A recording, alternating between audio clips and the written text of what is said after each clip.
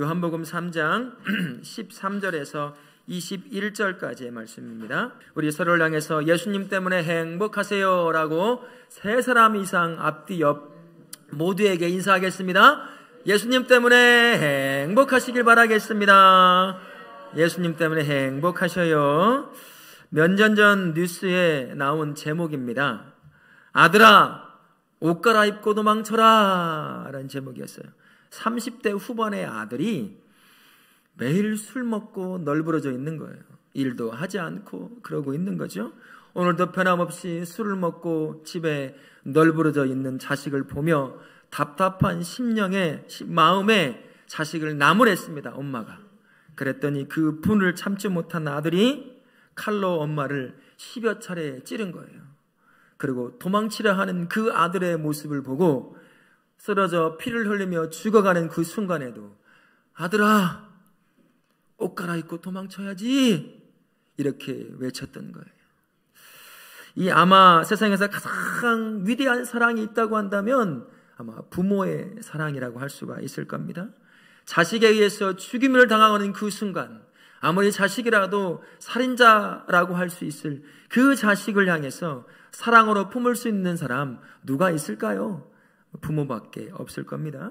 오늘 본문은 부모의 사랑을 뛰어넘는 위대한 하나님의 사랑을 오늘 말씀을 통해서 우리에게 보여주고 있습니다.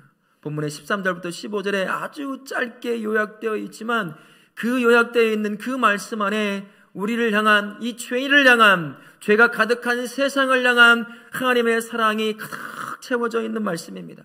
우리의 구원을 위해서 자신의 독생자 예수를 우리와 같이 연약한 인간의 몸을 입고 오도록 이 땅에 보내셨다라는 겁니다. 광야에 달려있던 노뱀처럼 그 독생자를 십자가에 달아놓는, 그래서 죽게 하도록 그렇게 내어주신 분, 그분이 하나님께 저와 우리를 향해 가지고 계신 사랑이라고 할 수 있을 것입니다. 예수님을 노뱀처럼 십자가에 달아서 그를 바라보게 한 거예요. 모든 민족이 그를 바라보며 구원을 얻게 만드시려고 그렇게 십자가에 달아 놓으셨습니다. 하나님께서 보여주신 이 특별한 사랑의 두 가지 모습은 단 하나의 목적만을 가지고 있어요. 바로 구원이라고 하는 목적을 가지고 있습니다. 십자가에 달린 예수님을 영접하여 영원한 죄에서 영생을 누리도록 하기 위한 것, 그게 바로 예수님을 이 땅에 보내 십자가에 달린 목적이라고 할 수가 있습니다. 예수님께서 가지고 오신 천국을 바라보고 그 천국에 들어가 구원의 은혜를 누리게 하시려는 것, 그게 바로 예수님을 십자가에 달아 매달아 놓은 목적이다라고 할 수가 있는 거죠. 이것을 가만히 바라보면 죄인인 저와 우리가 구원을 받을 자격이 없다는 것을 알 수가 있어요. 구원을 받을 수 있는 그 존재가 아니라는 겁니다. 그것보다 그 이전에 우리가 경험해야 할 또 다른 것이 있다는 것이죠. 이것은요, 하나님의 성품과도 아주 밀접하게 관련이 되어 있습니다. 하나님의 성품을 알면 왜 하나님의 사랑이 위대한 사랑이고 그 사랑 앞에 우리가 무릎 꿇을 수밖에 없는지 그것을 알 수가 있는 겁니다. 하나님의 성품 중에는 참 여러 가지 성품이 있는데요, 그 중에 하나가 공의의 성품이라고 할 수가 있습니다. 그래서 우리는 하나님을 두고 공의의 하나님이라고 말을 합니다. 하나님은 언제나 변함없이 편파적이지 않고 공정하신 분이다라는 의미를 가지고 있는 거지요. 그리고 하나님은 언제나 정의로우신 분이다라고 말씀을 하고 있는 겁니다. 그래서 우리가 하나님을 말할 때 공의, 공정하시고 정의로우시다라고 해서 공의의 하나님이다라고 그렇게 부르는 겁니다. 하나님의 성품인 공의에는 특징이 있습니다. 하나님은 자신의 이 성품을 쫓아서 행동하시고 움직이시는 분이신데, 이 공의의 성품에 반하는 어떤 계획도 어떤 말씀도 어떤 행위도 하지 않는다라는 겁니다. 그래서 이 공의의 성품에 반하는 것이 있다고 한다면 반드시 하나님은 공의로 판단하셔요. 그리고 공의에 맞게 그렇게 행동하신다라는 것입니다. 이런 측면에서 우리를 본다면 죄와 죄인인 우리를 향해서 구원을 주시는 것이 아니라 다른 것을 줘야 한다는 거예요. 구원을 먼저 경험하는 삶이 아니라 다른 것, 반드시 공의의 하나님이 죄와 죄인을 향해서 행하셔야 할 일이 있다라는 것입니다. 공의의 하나님은요, 죄와 죄인에 대해서 그 대가를 반드시 받게 하셔야 옳으신 하나님이라고 할 수가 있는 거죠. 그래서 16절부터 우리 본문의 18절에 두 중요한 단어가 나옵니다. 구원이 아니라 멸망과 심판을 받게 하셔야 한다라고 말씀하고 있는 겁니다. 죄에 대해서 우리 하나님은 전혀 관계가 없어요. 상관이 없으십니다. 죄가 드러나면 반드시 그 죄를 없게 하시는 분이 우리 하나님이십니다. 그리고 죄와 짝하여 살아가는 모든 죄인들을 향해서 그 죄에 대한 대가를 반드시 치르게 하셔요. 그게 뭐겠습니까? 심판이 되는 것이고 멸망이 되는 겁니다. 죄인에게 주어지는 그 공의의 하나님이 행하시는 그 심판과 그 멸망이라고 하는 것은 죄인이 받게 되는 영원한 사형 선고와 같은 거예요. 그 영원한 사형 선고 가운데 죄인을 영원한 지옥에 던져 넣는 것, 그게 공의로우신 하나님이 당연히 해야 될 행위다라고 말씀을 드릴 수가 있는 거죠. 구원이 아니라 죄와 죄인을 향하여 행하셔야 할 일이, 공의의 하나님이 행하셔야 할 첫 번째 일이 뭐냐? 죄인을 들어 지옥불에 던져 넣는 것. 그게 바로 공의의 하나님이 먼저 행하셔야 옳은 것이다 라고 말씀을 하는 것입니다. 웨스트민스터 신앙고백서에 보게 되면 공의의 하나님을 이렇게 표현하고 있습니다. 우리 같이 한번 읽어볼까요? 시작. 하나님은 심판하실 때에 모든 죄를 미워하시며 죄를 범한 자를 결단코 벌하지 않은 채 내버려 두지 않으십니다. 죄인에게요, 구원을 주시는 게 아니라 무엇을 주실까요? 멸망과 심판을 주셔야 옳으신 하나님이시다라고 말씀을 하고 있는 겁니다. 그래서 심판과 멸망이 모든 인류에게 주어지는 건 공정한 하나님의 행위시다라고 할 수가 있는 거예요. 그래야 그의 성품에 맞는 공의의 하나님으로 살아갈 수가 있는 것입니다. 그래서 죄인인 구원이 아니라 멸망과 심판을 받아서 영원한 지옥으로 가는 것, 그게 바로 하나님께서 죄와 죄인을 향해서 반드시 행해야 할 일이시다라는 것입니다. 그러나 예수님께서요, 니고데모와 이 대화를 딱 주고받는 것을 가만히 여러분 살펴보십시오. 하나님의 마음의 중심이 어디 있는가를 한번 보시길 바랍니다. 하나님의 마음의 중심이 멸망과 심판으로 인한 지옥에 있지 않다는 것을 이 말씀을 통해서, 대화하는 이 내용을 통해서 우리가 찾아볼 수가 있습니다.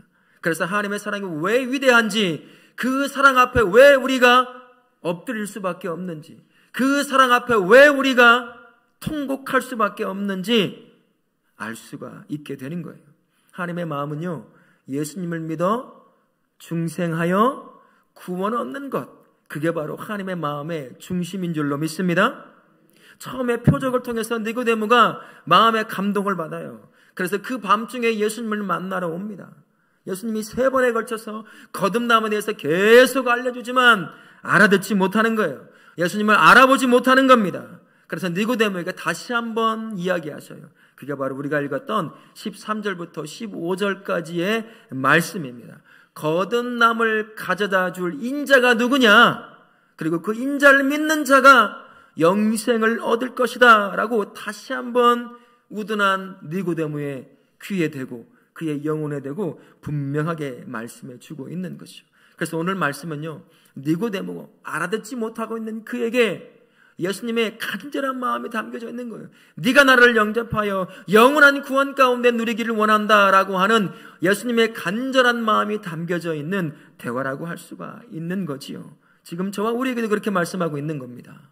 예수를 아는 것으로 만족하지 마시기 바랍니다. 예수를 아는 게 아니에요. 예수님은 영접해야 할 뿐입니다. 그 얘기를 지금 하고 있는 겁니다. 그러고 나서 16절부터 18절 상반절까지를 통해서 하나님의 마음이 어디에 있는지를 다시 한번 조근조근 니고데모에게, 그리고 지금 저와 우리에게 말씀해 줍니다. 여러분 너무나 잘 아시죠? 3장 16절 말씀, 안 믿는 사람도요, 하도 들어가지고 이 말씀을 아는 사람도 심지어 있더라고요.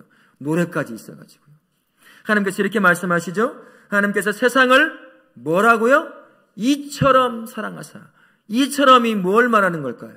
자신의 독생자를 인간의 몸을 입고 이 땅에 내려보내 십자가에 죽게 할 만큼, 그만큼 내가 사랑한다라는 거예요. 이 땅을 향하는 하나님의 사랑이 그 사랑이라는 것입니다. 독생자를 십자가에 매달려 죽게 만들 만큼 죄인을 사랑하고 이 땅을 사랑한다라고 말씀을 하시는 겁니다. 또한 17절 말씀에 뭐라고 하십니까? 그 아들을 세상에 보내신 것은 왜 보냈다고 말씀을 하셔요? 그로 말미암아 세상이 구원을 받게 하라는 것이라 라고 말씀합니다. 그러면서 18절을 통해서 그러니 보낸 나의 독생자 예수 그리스도, 그를 믿음으로 말미암아 심판을 받지 않는다라고 결론을 딱 내주신 거예요. 이게 바로 하나님의 마음입니다. 결국 하나님의 마음이 어디에 있는 거예요? 심판과 멸망이 있습니까? 그게 아니에요.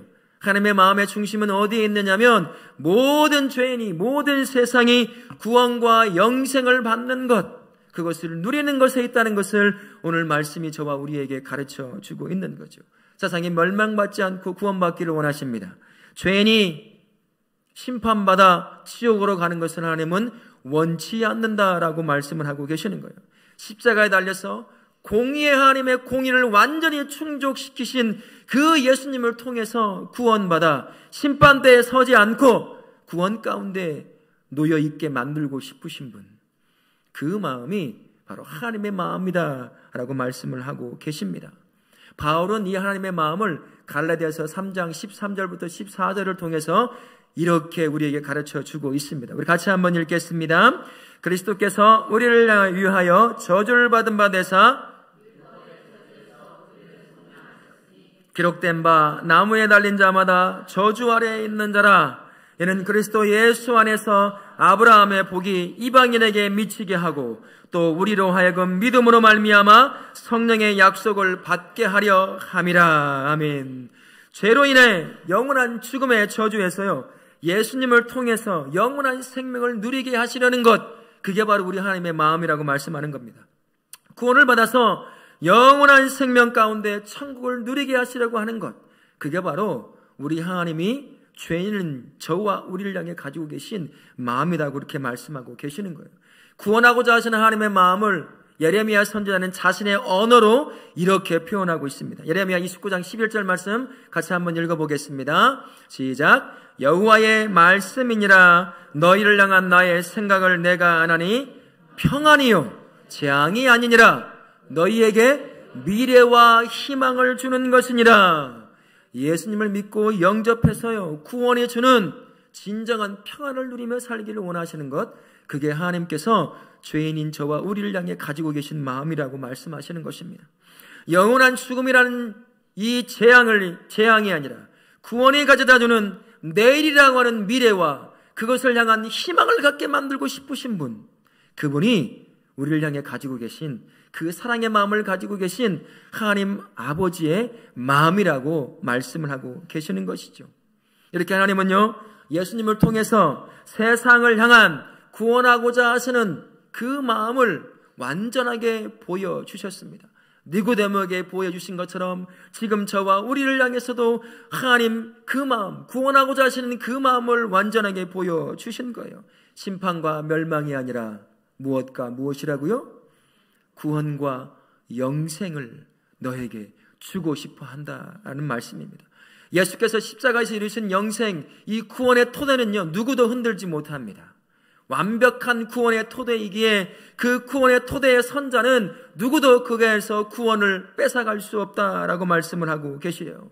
그래서 구원의 진리는 한 사람이 살아가는 삶의 현장에서 만나는 수많은 문제 앞에 그 구원이 흔들리지 않아요. 여러분, 이런 경험이 있으십니까? 내가 만나는 삶의 문제들 때문에 혹시나 내가 구원받지 못한 건 아닐까? 아니면 그런 마음을 갖고 계신 분 계십니까? 구원의 진리는 그렇게 흔들리지 않습니다. 내가 속해 있는, 내가 경험하는 삶의 문제 앞에 구원이 흔들리지 않아요. 시간에 쫓아서 시간을 따라 흐려지거나 사라지는 것이 구원이 아니라고 말씀하십니다. 구원의 진리는요, 언제나 거기에 놓여있던 도피성과 같은 것입니다. 그 구원을 향해 달려갈 때, 그 구원을 내 것으로 받을 때, 그 구원이 언제나 단단하게 나로 하여금 구원을 누리게 만드는 것입니다. 구원은 누구도 뺏어가지 못하고 허물지 못하는 것이 예수 그리스도께서 십자가에서 이루신 구원인 줄로 믿습니다. 우리 하나님이요, 예수님을 통해 구원을 완벽하게 토대를 놓으심으로 말미암아 누구나 다 그 구원을 바라보며 구원을 얻어 누리게 만들어 놓으셨습니다. 숨겨놓지 않았어요. 누구나 다 보게 만드셨습니다. 십자가에 달린 예수처럼 그렇게 구원을 모두에게 열어놓고 선포해 놓으신 것이죠. 그러나 한 가지 조건이 있습니다. 이 구원을 누릴 자, 그 조건을 충족시키지 않으면 안 됩니다. 이 변함없는 구원이요, 내 것이 되어 내가 누릴 수 있으라고 한다면 너에게 달려있다라고 말씀을 하십니다. 십자가에서 예수께서 이루신 그 구원이 내 것이 되어 나에게 달려있다라고 말씀하시는 그 의미가 무엇일까요? 이제 예수님이 이루신 구원을 선택하는 것은 나의 몫이라는 겁니다. 내가 구원을 찾아갈 수 없으니 예수께서 이 땅에 오셔서 십자가를 지심으로 구원을 완성해 놓으셨어요. 그 구원을 누구나 받게 만들어 놓으셨습니다. 그러면 이제 그 구원은 내 몫이어야 될 텐데 내가 그 구원을 선택하느냐에 달려 있다라고 말씀을 하시는 거죠. 가장 가까이는 아마 니고데모에게 지금 예수님 말씀하시는 걸 거예요. 네가 이 밤중에 나를 찾아왔다고 한다면 이제 내가 너에게 말하고 있는 그 구원을 주는, 거듭남을 주는 그 인자가 나이고 나를 믿는 자가 영생을 얻을 거야. 이제 너의 몫이다 라고 말씀을 하고 있는 거지요. 지금 현대를 살아가는 그리스도인에게는 똑같이 우리에게 이렇게 말씀합니다. 구원을 누리는 자, 그는 바로 나를 선택하는 것이다. 네가 나를 선택할 때 네가 구원을 누릴 수 있다라고 그렇게 말씀해 주고 있는 거예요. 성경에는 직접적으로 그렇게 말씀하고 있지 않지만 니고데모의 대화를 쭉 읽어가면 하나님께서 그렇게 예수님을 통해서 우리에게 선택을 주고 있다는 것을 볼 수 있습니다. 예수께서 십자가를 통해 구원의 토대를 딱 놓은 그 이후에 모든 민족들은, 모든 사람들은 한결같이 똑같은 선택의 기로에 놓여 있습니다.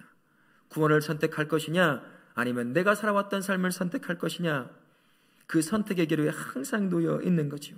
세상은요, 다양한 구원의 길이 있다고 이야기를 합니다. 이 종교, 저 종교 똑같이 믿으면 되지. 여러분, 종교다원주의라고 들어보셨죠? 구원의 길은 다양할 수 있지만 누구나 다 어떤 길을 가든 다 구원을 얻는다라고 이야기를 합니다. 하지만 성경은요, 이 땅을 살아가는 사람들은 딱 두 가지 중에 한 가지만 선택할 수 있다라고 말해요. 새 길도 없어요. 도망칠 길도 없습니다. 제3의 길도 존재하지 않는다라고 말합니다. 이런 전개, 이런저런 핑계를 대면서 제3의 길을 선택해 갈 수 있다. 성경은 절대 그렇게 말하지 않고 있습니다. 그 한 길이 어떤 길이냐? 예수님을 믿어 거듭남으로 구원을 받아 영원한 천국을 누리는 길이다라고 우리에게 말씀해 주십니다. 또 다른 한 길은 어떤 길이냐? 지금처럼 그렇게 살다가 심판과 멸망으로 영원한 지옥으로 가는 길, 그게 네가 또 다른 선택할 길이다라고 말씀합니다. 예수님을 믿어서 구원받아 영원한 천국에서 구원을 누리고 생명을 누리는 길, 그것이 바로 죄인들을 향하여 하나님이 주고자 하시는 길인 줄로 믿습니다. 오늘 예수님을 통해서 그 이야기를 저와 우리에게, 니고데모에게, 그 당시 사람들에게 이야기하고 있는 거예요. 표적을 통해서 사람들의 마음에 구원의 갈급함을 촉발시키셨습니다. 그래서요, 예수님을 안다, 예수님의 표적을 직간접적으로 경험했던 이 니고데모 같은 사람이 위험을 무릅쓰고 밤중에 예수님을 만나러 온 거지요. 그러나 예수님은 지금 무슨 말을 하냐면 나를 아는 것으로 부족하다는 거예요. 나로 인해 네가 알고 있는, 네가 믿는다고 말하는 그 얄팍한 지식과 그 얄팍한 암과 그 믿음으로는 안 된다는 것이요. 내가 너에게 말하는 것처럼 이제 너의 선택에 달려있는 거다. 내가 너에게 인자가 누구고 그 인자를 믿는 자가 무엇을 얻어 누릴 수 있는지를 충분히 다 너에게 보여주었다라고 말씀하고 계시는 거예요. 니고데모에게 선택하라고 그렇게 말씀하고 있는 겁니다.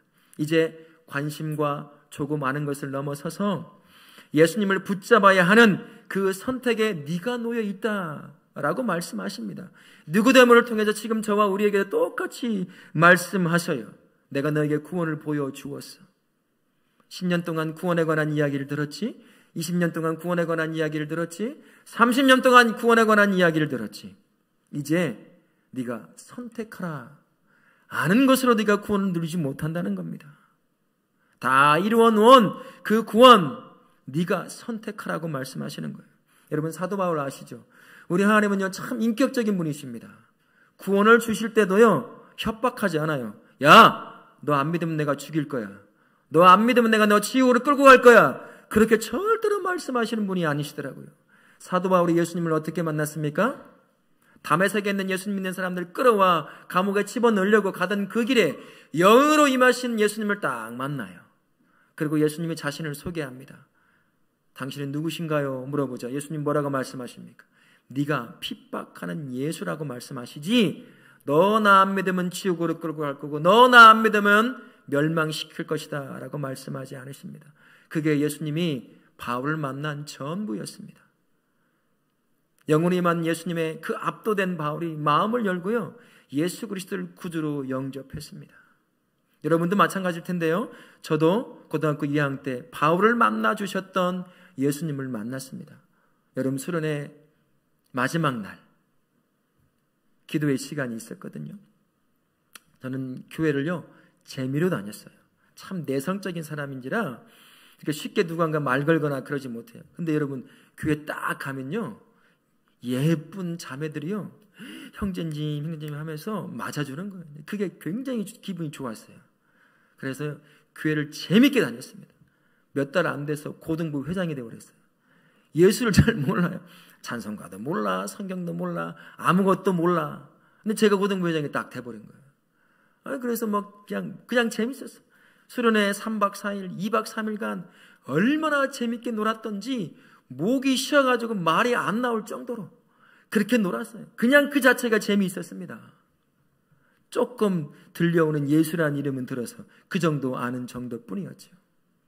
그 마지막 날 밤에 기도하는 시간이 있었습니다.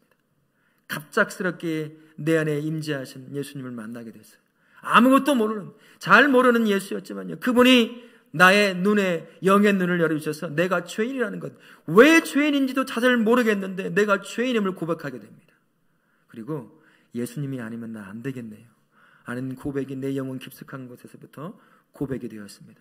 그때 예수님이 오셔가지고요, 야, 너 나 안 믿으면 내가 너 죽일 거야, 내가 너 멸망시킬 거야, 절대로 협박하지 않으셨어요. 겁주지 않으셨습니다. 그냥 나의 눈을 여셔서 내가 죄인임을 내 입으로 고백하게 하고 예수님이 구주임을 보게 하시고 예수님이 아니면 안 된다고 고백하는, 그래서 예수님을 영접하게 만드셨습니다. 우리 예수님이요 그러시는 분이, 우리 하나님이요 모든 구원의 판을 다 깔아놓으셨어요. 그리고요 선택하라고 우리에게 보여주십니다. 이게 내가 너에게 주고 싶은 길이다 라고 말입니다. 지금 하나님께서 우리에게도 똑같이 말씀하셔요. 알고 있는 예수로 만족하지 말라는 겁니다. 알고 있는 것을, 예수를 영접하여 구원을 누리고 있다고 착각 가운데 있는 사람들 정말 많아요. 정말 많습니다. 대충 알 수 있는 것이요 그들의 삶이에요. 10년 믿고 20년 30년 믿어도 삶에 변화가 없어요. 그냥 아는 것을 착각으로 내가 예수 믿고 있고 구원 얻은 자라고 그렇게 살아간다는 것입니다. 오늘 예수님께서 말씀하셔요.